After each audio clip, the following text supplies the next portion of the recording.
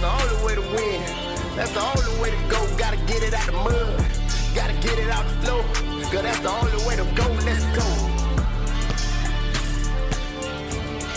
Shooting. Lights out.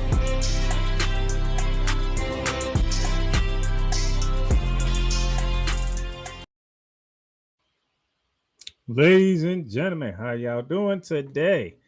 Yep, I am here. I'm live right here, ready to rock and roll. I had some difficulties yesterday, so I didn't get to do the show yesterday, but I'm doing the show today. Oh, trust me, I was not finna not go this entire week and not talk about my ladies. Gotta talk about my ladies because that's what it's all about. Gotta talk about my ladies. Gotta make sure I give love to my ladies. And know that, keep everybody going on what's going on. So we are in the Sweet 16 with the ladies. They'll be tipping off tomorrow. You know, we're going to get into that. But, hey, look. It's been chalk for the most part with the lady side. But we do have some news to talk about as well as we go through the process of what's going on. And, man, it really was some devastating stuff. I know there's somewhat of a black cloud over the women's game right now, and it's unfortunate. We'll talk about it. But we do need to dive in and remind everybody how we got to the Sweet 16 in the ladies game. And let's go ahead and jump into it. We're going to start with the Spokane Regions 1 and 4, beginning with Region 1, led by the UCLA Bruins, who are the top seed in that, and they have advanced to the Sweet 16 as they defeated Southerner 46-84, and then they defeated Richmond, the HC, 67-84. Lauren Bretz has done her thing. She had 30 points and 14 rebounds against the Spiders of Richmond. Did her thing in that one. She also did her thing. She had 14, I think 8 and 3 blocks against Southerner on that last Friday, 14, 6 and 3. So Lauren Brett, she's continued to power the Lady Bruins as the top overall seed into the Sweet 16. That was a good one for them. Good win, good vibes. And then we move on. The NC State Wolfpacks, they have advanced to the Sweet 16 in Spokane Region 1, as you know, they defeated Vermont 55-75, getting a nice dub and doing their thing. And then they was pushed for a minute against Mississippi State, and then they just demolished them afterwards, 49-83. You know, one thing you have to take to account with some of the things that you saw in the first half with some of these games, especially with top contending teams, is the fact that these ladies had a whole week off. Remember, they were done before the men even started their championship week. Okay. The ladies tournament was already pretty much set, and they had to wait till a whole week to find out where they was playing it. Okay. If you remember the ACC All the Women's Tournament, they were pretty much done the Sunday before the men even got started on their conference championship. So when you look at it, you're trying to figure out why some of these teams were struggling the first. They had a whole week off. They ain't played for a whole. Let me see. The Big East finished that Monday when UConn won over Creighton. What was that Monday? I'm gonna use UConn as an example. So let me go look at the calendar real quick. That Monday was what, the 10th. All right. That's when that's when UConn beat Creighton in the Big East Championship. So you're talking from the 10th, and the tournament didn't get started until the 20th, a whole 10 days. You're talking about at least 10 days off with these girls. So that's part of the reason why they didn't look good to start off. So, I mean, this is the reason why you saw some sluggish starts from some of the top contenders, because they had a whole week off. They had a week and a half off. But hey, they got through it. And then they handled business. NC State back in the Sweet 16. And handling business, though. Gotta know. Things just happen. Sorry. Give me a minute here. Doing some live research here. Make sure I ain't missing nothing going forward. Nope. I think we're pretty good. All right. Good. But yeah, they had a lot of days off, which is crazy. That's a lot of days to have off trying to stay in shape and all that. But UCLA, NC State, into the Sweet 16. And matter of fact, Shania Rivers against Michigan State, 17 points, 8 boards, 11. She was two rebounds away from a triple-double. That would have been something special to see. A triple-double in the NCAA tournament. I was looking forward to that, but it didn't happen. Didn't happen, but it's all good. The 1 seed and the 2 seed, they survived. They are in the Sweet 16. Who will we join them? Well, that would be the 3 seed, the LSU Tigers. And with the Tigers, they are healthy. 103 to 48 over San Diego State, and then 101 to 71 over Florida State. Now, if y'all remember, I told you, if LSU is healthy, there's going to be a problem. Them girls are healthy, and they're going to be a problem. That's all I needed to know. I just needed to know if Kim Mulkey's team is going to be healthy. They are healthy. Fly J. Johnson and her return against San Diego State, 22 points with 4 steals. That's all. It's 22 points, 4 steals in her return. In her return. And then before you know it, Samaya Smith, 22 points, 12 boards, 6 assists. She ain't even one in the big 3. Now, if you're going to add a 4th member to the mix, is Smith's going to continue to play like this? Which it's up and down, but is Smith going to join the party with Fly J. Johnson, Anissa Mori, and Michaela Williams? Look out. Look out. Them Tigers are coming. Time to tell you. Them girls look healthy. And they did a number on Florida State. Good. That's a 30-point win on Florida State. Who has the top leading scorer, by the way? Oh, yeah, by the way, Tanaya Latson. She has entered the transfer portal. So Florida State is losing the leading scorer in the college game because he's transferring. That came out today, by the way. That's how I know that. So that kind of sucks, which I could go on and rant about the whole transfer portal open up during March Madness, which is the dumbest thing ever. Matter of fact, come here. Take this down real quick. Why is the transfer portal open during March Madness? Why? Why there are players that are in the NCAA tournament that are transferring? Go ask Dusty May in Michigan how they feel. I know this is the women's part of this, but I'm speaking in general. There's guys in the transfer portal that teams are in the Sweet 16 that are transferring.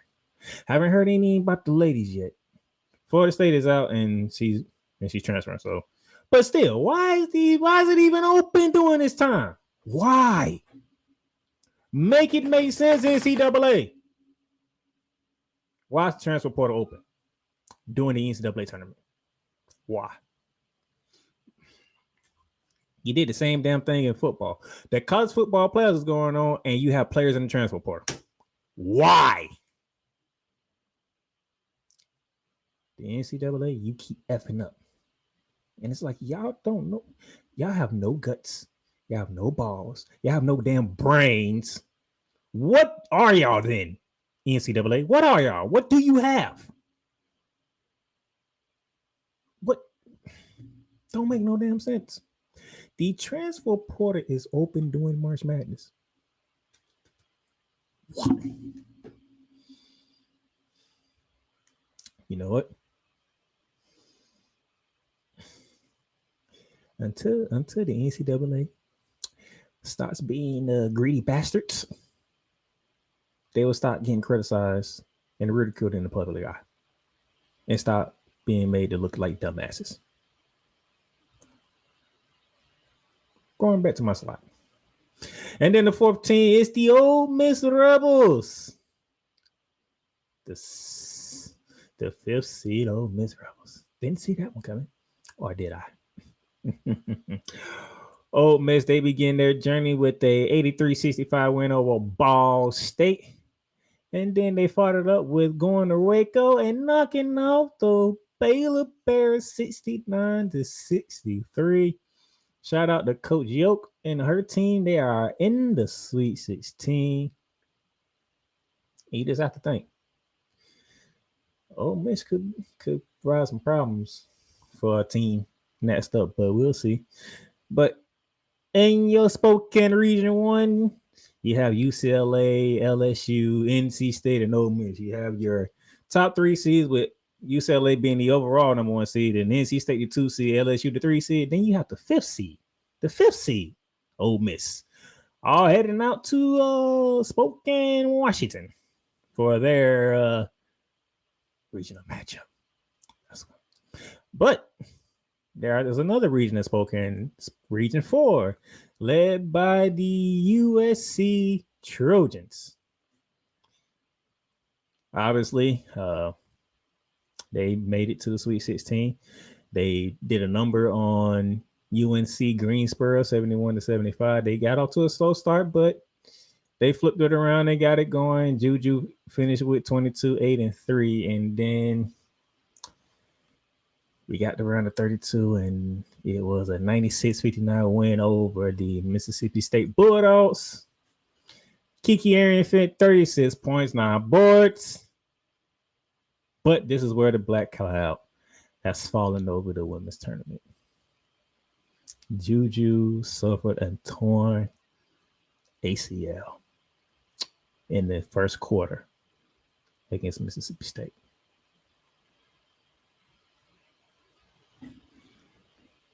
It's a dark cloud over it because the face of college basketball has fallen.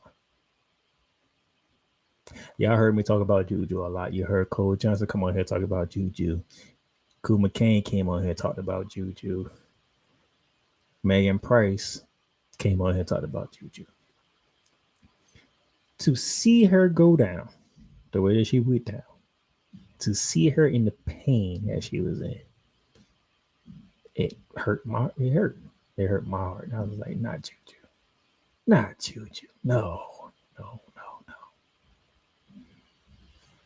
And you can tell the basketball world in general was hurting.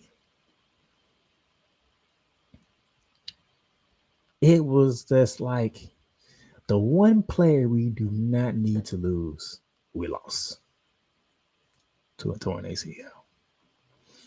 Now, before I continue on, those of you,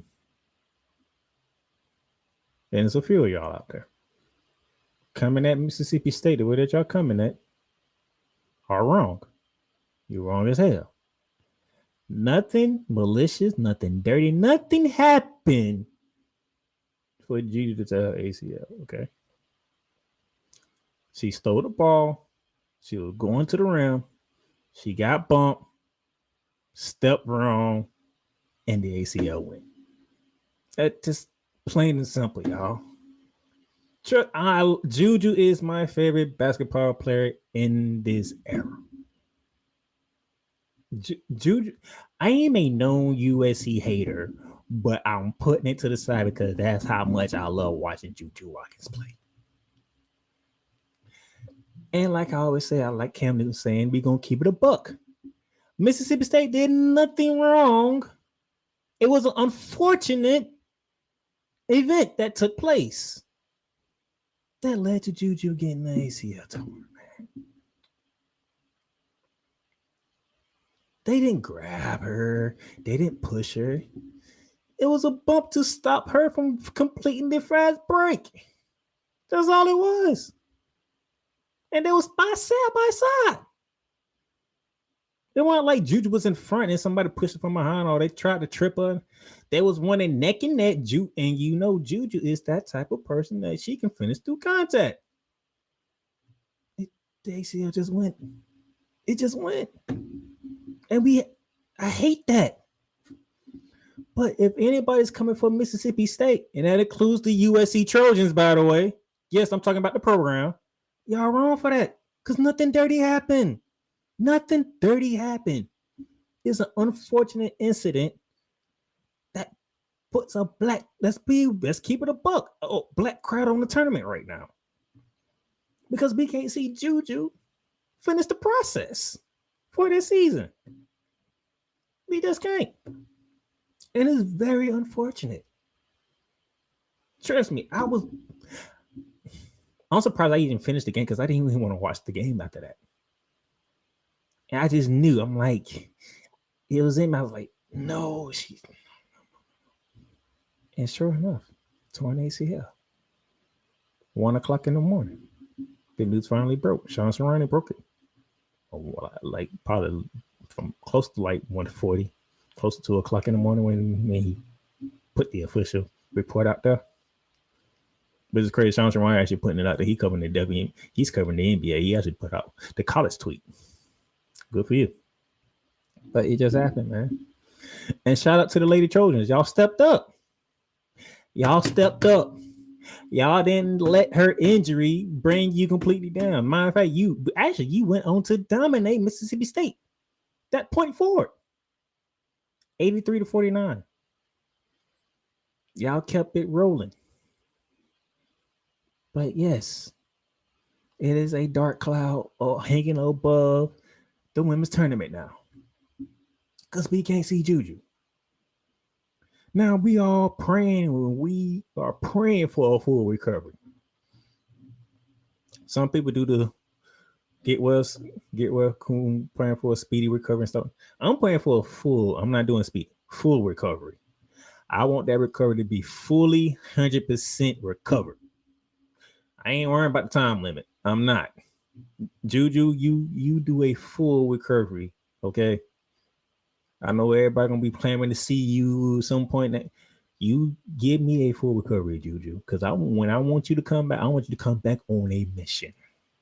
You're like, all right, look, y'all had a year, maybe a year and a half without me, but I'm back fully healthy and I'm on a mission to tear up college basketball. I want you in a mama mentality mindset that is going to scare the entire women's college basketball era.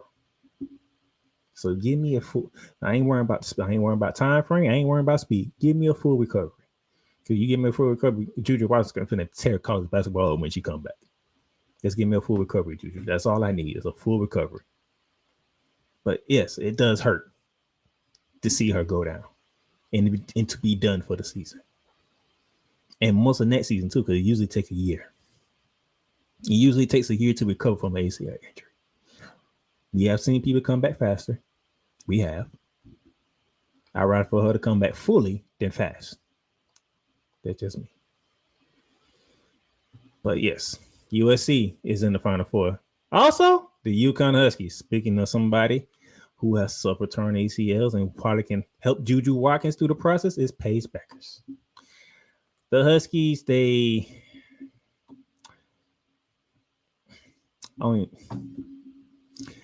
what they did at Arkansas State, look, that's just wrong. That's just wrong. I mean, y'all see the final score, but did y'all see the first half, the first quarter, man? It was 34-5 after one quarter. 34-5 after the first quarter. And then it became 66-16 at halftime. I was like, man, this is an assault. This is manslaughter. This is everything somebody go get that program out of here. Abuse, assault, or whatever you want to call it. This is what UConn did to Arkansas State. It was just destructive. And then they faced the Jackrabbits, and I can say South Dakota State, they didn't feel like Jackrabbits after that game because they had no answers. They did it good in the first quarter, 19-14, and then all of a sudden it was the Paige Beckers show. 34 points, 4 steals in her final game at Connecticut, inside Connecticut. Not at Connecticut, inside Connecticut, though. At the Pavilion I forgot what the arena's called. But that was the last game from the Huskies faithful. And she went out with a blast, 34-4. Now, I would love for Paige to, help Juju in her recovery process because she's been through it. AZ Fudd too. By the way, speaking of AZ Fudd, she's returning to UConn. So, when next season comes, you'll be seeing 35 again, along with Sarah Strong, who will be in her sophomore year. And who knows who Gino's going to snatch up from high school ranks or maybe in the transfer portal. But yeah, UConn ain't going nowhere no time soon. At least for next year, too. So yeah, we're going to have to continue with UConn again. Just to let you know. Because she's coming back. And it's going to be her team. Paige's going to be drafted in the WNBA, part of the first number 1 overall pick. So next year, UConn team will be led by AZ Fudd. And it sounds like from what she says, it sounds like she's on a mission. She want one more year to get to hone her craft before she goes to the WNBA, which means she's coming for blood. That's how I take it. She's coming for blood. She missed some years too, and she wants the full throttle of going at people. So yeah, Gino remember ain't going nowhere no time soon. Got to contend with him again for another year. But yes, UConn. So you got the USC chosen the top seed in Spokane 4. The 2 seed from Spokane 4, UConn in the Sweet 16. Who's the third team? That third team, that would be the 3-seeded Oklahoma Sooners. Oklahoma from the SEC. 81-58 over the Florida Gulf Coast, which I did not have as an upset. I know usually when you see Florida Gulf Coast, you need to be on your P's and Q's, but I didn't think Florida Gulf Coast could hang with them, and I was right. Florida Gulf Coast was no match for these Sooners. Beers, 25 points, 18 boards. Good gracious. Like that was my problem. That's the reason why I said Oklahoma was going to win that game. Because you're not going to stop Beers. They can prove it. She almost had a 20-20 game. And then they played against Iowa. And they handled business against Iowa, which that's surprising to me whatsoever. Skylar Van, 17.6 boards. I just knew them girls are loaded inside. When they play, when they go to their best players, have fun trying to stop them. And which neither the Eagles of Florida Gulf Coast or the Hawkeyes of Iowa could do. So your 3 seed in Spokane 4 is in the Sweet 16. So your top 3 seeds have all advanced to the Sweet 16 thus far. And then who's the 4th team? Oh, yeah, by the way. You got the number 1 recruit, Aaliyah Chavez. The number 1 recruit in the women's game is going to Oklahoma. So they're going to be continuing to be a top program in one's estimation for the foreseeable future, for the next at least 3 to 4 years. You ain't going nowhere. UConn ain't going nowhere. USC ain't going nowhere. But there's one spot left. Who get that spot? That spot went to the 5th seeded Kansas State. That's right, Kansas State. Kansas State is the team that snuck out and are going to Spokane. And how did they do that? Well, you're talking about a nice win over Fairfield, 85-41. And I watched that game. Fairfield was in over their heads. And they knew it. But the game of the tournament thus far was in around 32 when the Wildcats of Kansas State knocked off the Wildcats of Kentucky 80-79 in Lexington, Kentucky, putting the end to Georgia Amore's collegiate career. And by the way, Kentucky had like 5-6 opportunities to win that game. The offensive rebounds was ridiculous. And they could not, mainly Georgia Amore, they could not put the ball in the basket to win the game. Amore had like 3 shots at it. 2 3-pointers. She had a floater, and then one of them dropped. As the buzzer sounded, and Kansas State came out with a 1-point victory. Now, don't get me wrong. Kentucky had control of this game, but Tamara Pondexter, I don't know what happened, but she came locked in. And when she got locked in, it was on 24 points to make sure that her season did not end in Lexington. 24 points. She was 8 from 15 from 3-point range. All her points were from 3. 8 from 15. She was 8 for 17 overall. She had 6 rebounds. I mean, she had 6 blocks too. Like Pondexter was on. Pondexter, she would not go home. She refused to go home. And it fed the Kansas State Wildcats to get that big win in Lexington over the home team, Kentucky. So your Region 4 Final Four features USC, UConn, Oklahoma, and Kansas State. So you got Regions 1 and 4 out the way. Thus far, we have all 1, 2, and 3 seeds into the Sweet 16. We just came by and caught a couple of 5 seeds in Ole Miss in Region 1 and Kansas State in Region 4, all making it to the Sweet 16. Gonna take a commercial break here. When we come back, you're gonna go to the Birmingham regions 2 and 3. Everything Boston. I love you morons. New Kids on the Block, New Edition, Dear whatever the law firm is. Sincerely, the U.S. Supreme Court. Ben Affleck, Matt Damon. Go yourself again, Jason Whitlock.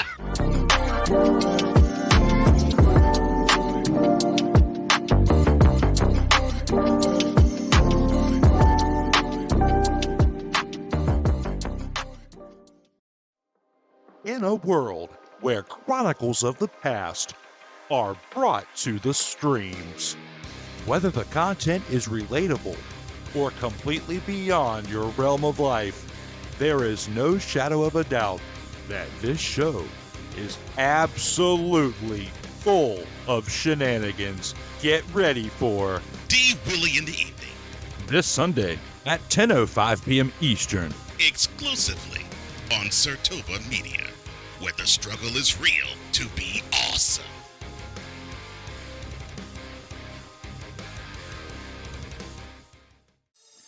Shop hats and official sports gear at Lids. Lids is the leader and #1 destination for hats, gears, and everything that moves you, making it the perfect shop for fans to find official sports hats, merchandise, and gear.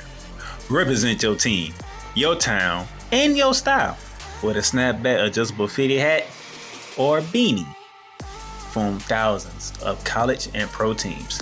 Browse the very latest sports jerseys and t-shirts from the best teams out there. Lids has officially licensed professional and college sport team apparel and hats featuring the hottest brands and trends. Shop online or visit one of the 100 stores across the country. Locker Rooms by Lids. All right, ladies and gentlemen, welcome back to Shooting the Lights Out. We went through the Spokane regions 1 and 4. Now we're going to move over to the Birmingham region 2 and 3, beginning with Region 2, which is led by the South Carolina Gamecocks. They're reigning defending national champions, and they have moved on to the Sweet 16. Oh, what? Wrong slide. Let me try to get the right one up here. That's on me. I'll take full blame on that one. There we go. South Carolina, they are continuing their quest to go back-to-back again. I mean, did we expect anything different when they went against Tennessee Tech? Now they like this be for real. Like, yeah, it's them. And then after a back and forth struggle with Indiana, they came out on top 64-53. And crazy thing is, when you score 64 points and your leading scorer is only has 9 points, but that be Tahina Pow, that team is different. Okay. Well, you had Raven Johnson with 5. Well, I'll take that back. She wasn't the leading scorer, she was the main contributor. I don't know why. But Chloe Kitts has been on one. Chloe Kitts with 10 points, 11 boards. Chloe Kitts has been on the tear. I don't know. I don't remember what game it was. But whatever game it was, she's been stepping up ever since. So Chloe Kitts might be the face of the South Carolina Gamecock throughout the tournament. But she's been on one. Okay. Bria Hall gave you 11. So starting to see South Carolina try to pick it up, but that was a very physical Indiana team that they had to go through, but they made through it. And Dawn Staley, she got her team right back in the Sweet 16, looking for another championship in Columbia, South Carolina. That's the number 1 seed in that region. Who will join them? Well, the number 2 seed, the Duke Blue Devils. With the Dukies, they survived. Well, they dominated Lehigh. I mean,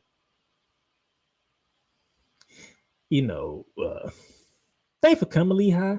Appreciate it, but y'all was not touching Duke whatsoever. And then a back and forth game that I did not expect with Oregon. The Lady Ducks came to play some ball, and they almost pulled it off. But hey, Ashlyn Jackson didn't want it to happen, giving the Blue Devils 20 points. And that is and that was what they need, because they don't know what's going to happen with Toba Fournier as of right now. At one point, people thought she probably was done for the tournament, which is not the case as of right now. There's been no official word of what's going on, but we need to find out sooner or later what they're going to have Toba Fournier or not, because the 1 seed has moved on in South Carolina. The 2 seed has moved on in the Duke Blue Devils, who will be joining them two in Birmingham in the Sweet 16, the North Carolina Tar Heels. North Carolina, oh, you apology. I did not have y'all get into the Sweet 16. If I'm being completely honest, I did not have North Carolina get into the Sweet 16. How did North Carolina get to the Sweet 16? Well, they handled business against Oregon State 70-49, then against West Virginia, they got past West Virginia. Didn't have that. I had West Virginia winning that game, and I was wrong. They turned it over 17 times. Because I knew they was going to turn the ball over. But West Virginia turned the ball over 16 times. And when you shoot, if you're West Virginia, when you shoot 24% from the field and less than 10% from three-point range, you deserve to lose. You deserve to lose. It's hard. Everything went according to plan except for the finish. North Carolina come out with an 11-point victory, and they're in the Sweet 16. Got to give them credit is due. Lisa Usbury, 21 points, 7 for 11 from the field, 7 for 10 from the free throw line. Did what she had to do to make sure them Tar Heels kept dancing. She also grabbed 7 boards with 4 steals. Congratulations to North Carolina. Y'all are in the Sweet 16. There's nothing I can say about it because I was completely wrong. I did not have y'all in there, but you made it happen, and I got to give you props where props is due. Okay? So, got to give you love on that one. But that's 3 teams in Region 2 in Birmingham. There's one more spot left. Who's joining the Gamecocks, the Blue Devils, and the Tar Heels in Birmingham? The Maryland Terrapins.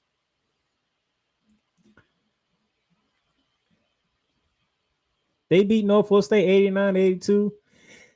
And that's about it. You can say Kansas State, Kentucky is the game of the tournament, or you can say this is the game of the tournament. 111-108 victory over Alabama. I did not think Maryland can do it. I did not have Alabama. I didn't think they can do it. Double overtime. Man. What a game. First of all, for Alabama, Sarah Baker, 45 points with 8 rebounds and 3 steals. Man,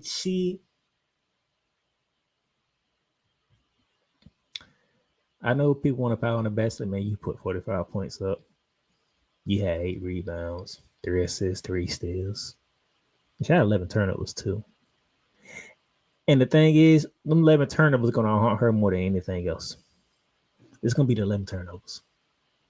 You know why? Because she's gonna look at herself. If I didn't turn the ball over, maybe I turn the ball over 10 times, we win the game. Or if I turn the ball over 9 times, we win the game. Despite the fact she went 17 for 25 from the field, 4 from 6 from 3-point range, 7 11 from the free throw line. What's going to haunt her is the 11 turnovers. And Alabama had 20 turnovers in that whole game. You can't win games turning the ball over 20 times. And Maryland turned the ball over 19 times. But if I know great players, if I know how players think, that stat that says 11 turnovers is going to haunt her. Because she's going to feel like her turnovers cost them the game. Despite the fact she put up 45 points in this game. 45. The most points scored in this tournament thus far. But for Maryland, you had 3 players for Maryland score 20 plus points. Sarah Tibiasi, 26 points.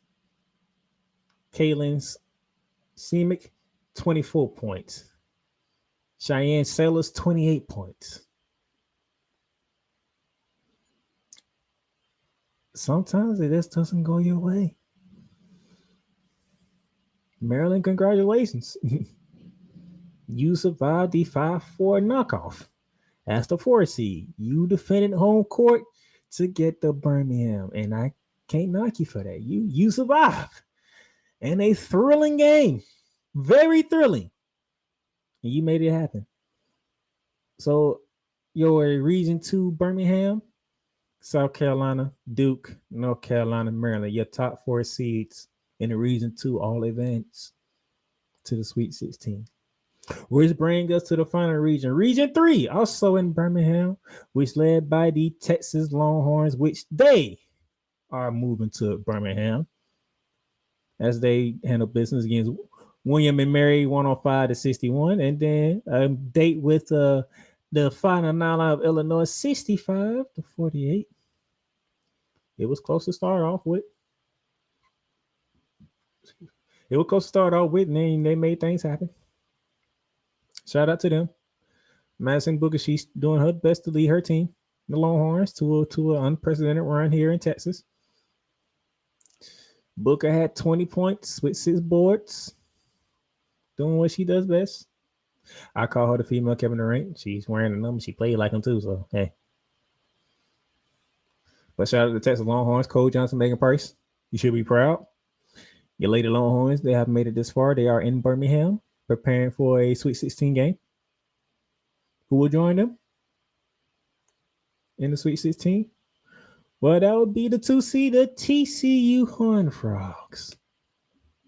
You know, the TCU Horned Frogs led by Haley Van Lith. They've done their thing. 73-51 over the Furley Dickinson, and then 85-70 over the Louisville Cardinals, Haley Van Lith's former team. And oh yeah, she felt some type of way. Haley Van Lith, they did their thing. She had 16 points with 10 assists and 5 rebounds. She made her presence known. She definitely made her presence known. And the Horned Frogs, they still rolling. Can't say nothing bad about them right now. They still rolling. So you got the top seed, Texas. You got the 2 seed, TCU. Who else is joining them? But that'll be the 3 seed, the Notre Dame Fighting Irish. They look like Notre Dame now. 106-54 win over Stephen F. Austin, then 76-55 win over Michigan. A physical Michigan team, by the way. And Michigan looked like they couldn't do nothing with them. Mike, Michigan looked like they couldn't do nothing with Notre Dame whatsoever. Olivia Miles did play in that game against Michigan, by the way, after she wore her ankle. But Notre Dame looks like Notre Dame now. This is the Notre Dame team I was waiting on. Hannah Hidalgo, 21 points. Sonya Suchis gave you 16. Latu King gave you 18. So this is the Notre Dame team I've been waiting on. You fought down the end of the regular season. I say you need to go in the tournament and get your mojo back. Well, winning by 52 points is a good way to start. And then you follow that up by winning by 21 against a good Michigan team. Yeah, Coach Ivy got him back. Yep, there we go. That's what I'm talking about. Feel good now. I feel good about Notre Dame now. Good job. You came back. Which I love, because I said, Ole Miss, this is the time for you to make your run, which they did there in the Sweet 16. Said the same thing about Notre Dame. You need to get your mojo back. You got your mojo back. You in the Sweet 16 now. There we go. I like where this is heading at. But there's one spot remaining. You have the 1 seed. You have the 2 seed. You have the 3 seed. Who else is joining them? That would be the 5th seed, the Tennessee Volunteers. That crazy 5-for-5 switcheroo lineup that Tennessee be doing, it got to South Florida and they got to Ohio State. They couldn't. This is ingenious. I'm going to be completely honest with you. This Southern 5-for-5 is actually working in Tennessee's favor. Because Ohio State were tired. They were tired. And you can tell. That's why when it's in that fourth quarter, Ohio State, they couldn't buy a bucket. They only scored 8 points in the fourth quarter. They couldn't buy a bucket. They was tired. Them girls were tired. And next thing you know, you have Tennessee. They just coming in feeling fresh. They just fresh. Man, let me give you this. So you have Hasenhurst 19 minutes, Whitehorn 25 minutes, Spencer 30 minutes, Darby 17 minutes, Spears 25 minutes. That's the starting 5 with Tennessee. That's how many minutes they played against Ohio State. Their bench.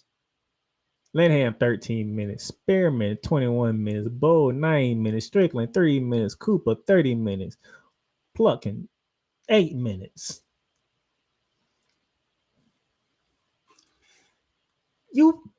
These girls are tired from Ohio State. They couldn't keep up. They just couldn't keep up. That's all that was. They fought back. And when they fought back, I think once they finished fighting back, they spent their energy, and Tennessee was able to take over in the fourth quarter to win that game. And that's what they did. Cooper off the bench, 19 points, the leading scorer for the Volunteers. She also gave you 8 rebounds and 5 assists with 7 steals, by the way. If it ain't broke, don't fix it. If you're Tennessee, it's working. They went to Columbus, Ohio, and they knocked off the Ohio State Buckeyes. And by the way, to add insult to injury to the Buckeyes, their leading scorer, McMahon, has entered the transfer portal.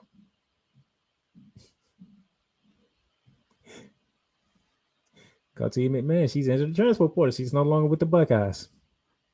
Looking forward to see what. So you have 2 great talents, McMahon from Florida State and Lotson from Florida State. They both in the transfer portal. I'm looking forward to see where these 2 ladies go at. I wonder where they're gonna go at. McMahon, she was damn tired. She tried everything. She played 35 minutes, 17 points, 5 for 9 from the field, 3 for 4 from 3-point range with 5 rebounds. It's gonna be interesting to see where these ladies go at. Because the leading scorer, Tanala Latis from Florida State, she's in the transfer portal. Now you have McMahon in the transfer portal. Whatever they go, they might be contenders to make a deep run in next season's tournament. Depending on where they go. What if they team up together? Ooh. What if they team up together? Go to the same school. That would be interesting. That would be very interesting. But hey, we'll see where they go. But hey, this day belongs to the Lady Volunteers of Tennessee. Getting that W. And they are now in the Sweet 16 with Texas, TCU, Notre Dame as themselves. All right. That was all your Sweet 16 teams. And like I said, before I go, Pharaoh's in the building. What's up, Pharaoh? Yeah. Every team does play Indiana close. And yes, I do remember last year. I remember. That's why I say that game there. But South Carolina got by it. That's all that matters. But yes, the Sweet 16 tips off for the ladies tomorrow. And we going in right out the gate. Duke, Carolina, 2:30, ESPN. Jumping right to it. That ESPN, that was smart as hell for that. Because Duke, Carolina is the rivalry of college basketball. So you're going right to it tomorrow. Then after that, at 5 p.m., all the games on ESPN, by the way. So from 2:30 to 5, you have Maryland and South Carolina. Then after that, at 7:30, LSU, NC State. I'm looking forward to that game. That's the game to watch right there for me. LSU, NC State. I like the LSU Tigers in that one because they're healthy. I think that them being healthy, they will give NC State problems. I can see LSU knocking off NC State. We'll be setting up a LSU versus the winner of the tobacco rivalry between Duke and Carolina. That's gonna be a fun one. And then to close it out, you have Ole Miss and UCLA in Spokane. Coach Joe, you can walk in a hostile environment. If I'm thinking clearly. UCLA is not that far from Washington. Ole Miss, they come all the way from damn near the East Coast to the West Coast, the Pacific Northwest at that. So, looking forward to this. What will we get for the Elite Eight? Those games are on tap for tomorrow, then Saturday. Saturday, we're getting off a little early at 1 p.m. Saturday on ABC. TCU and Notre Dame. Hannah Hidalgo versus Haley Van Lith. That's a game right there. Ooh, boy. Just thinking of this matchup for Saturday. Oh, that's going to be lovely. Haley Van Lith versus Hannah Hidalgo. Oh, man. I'm looking forward to that matchup. I'm also looking forward to 11 miles going against Sophia. That's going to be another matchup between point guard. It's going to be a fun one between TCU and Notre Dame. TCU's been doing their thing quietly. They are 33-3 on the season, and Notre Dame found their mojo now. Let's get to it. And after that, also on ABC at 3:30, Texas and Tennessee. SEC foes meet in the Sweet 16. Only one can survive. Can the subtation of 5 for 5 by the Tennessee Volunteers, but that slow down Texas always Madison booking the Longhorns say, get that out of here. We've seen this before. We already know how to deal with it. And then from there, we go back to ESPN at 5:30 on Saturday. Oklahoma versus UConn. Want to see Beers go against Sarah Strong in the inside. And how does UConn defend AC Flood and Pace Beckers? And can they even defend them at all? And then to close it out for the Sweet 16 is Kansas State versus top-seeded USC. This is a very physical, a very tough Kansas Wildcat team that the Trojans are going against. And you got to do it without Juju Watkins. Beforehand, my concern was you beating UConn in the Elite Eight. Now my concern is this game right here for the USC Trojans. Can they survive this game without Juju Watkins?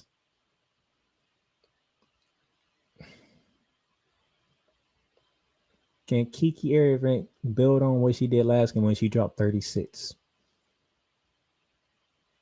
Because Kiki is going to have to lead the Trojans on their deep run if they want to achieve what they think they can achieve. I don't know if they can do it. I really don't think they can do it. And if they do get past Kansas State, they will fall victim to the UConn Huskies again. That's just the way I see it. And I hate saying it. But the UConn team that I'm looking at, I say going into the tournament, that's the most scariest team in the tournament. Because that team right there wasn't really talked about until they went to Columbia, South Carolina, and they smacked this Gamecocks in the mouth. And trust me, I usually say you don't get Don Staley twice. But if there was to meet again, I think Gino would get Don Staley twice. I hope I'm wrong. Because I want the UConn program to go downhill from here. But seeing that Gino, that man knows what he's doing, and Paige Beckers and AZ Foot are finally on the court together, how the hell do you stop both of them? And then you got Sarah Strong in the middle. So they got a triangle. Sarah Strong, Paige Beckers, and AZ Flood. Which one do you want to stop? because you can't stop all three of them. So that's why I picked UConn to win the whole damn thing, because I'm scared of that damn team. And they are proving me right to be scared of them, because they are on one. When they smacked UConn, it was AZ Flood that did the smacking. When they won their second round game against South Dakota State, Paige Buckers went for 30. Pick and choose who you want to kick your ass if you're playing against UConn. They all can kick your ass. Just pick and choose which one you want to do it. That's pretty much it. That's all I got. So, with that being said, thank y'all for tuning in today. Sorry that I had to push it back a day to get things in order, but I made it happen. I gave you an episode. Now I hope you get ready for the Sweet 16. The men's tip off tonight in a little less than 3 hours from now. And then tomorrow the ladies get their stuff started off. And then on the weekend we have the Elite Eights for both men and women going into through Monday. So hopefully we'll be back here again Monday. Recap what took place in the men's. Hopefully we'll be back Wednesday. Talk about what took place in the ladies Sweet 16 Elite 8 to get us ready for the Final Four. Because we almost there. We started with 60. We started with 68. We are down to the 16 in both the men and the women. And then next week, we'll be down to the Final Four. I'm the Playmaker signing off. I'll see you next week. You've done good. You've done great. But you can't stop here. You can't stop now. You gotta keep going. Through all your trials and your tribulations, you gotta keep pushing. Now, finish your canvas. Yeah, gotta get it out the mud, that's the only way to win. Who am I to point the finger like I never ever seen?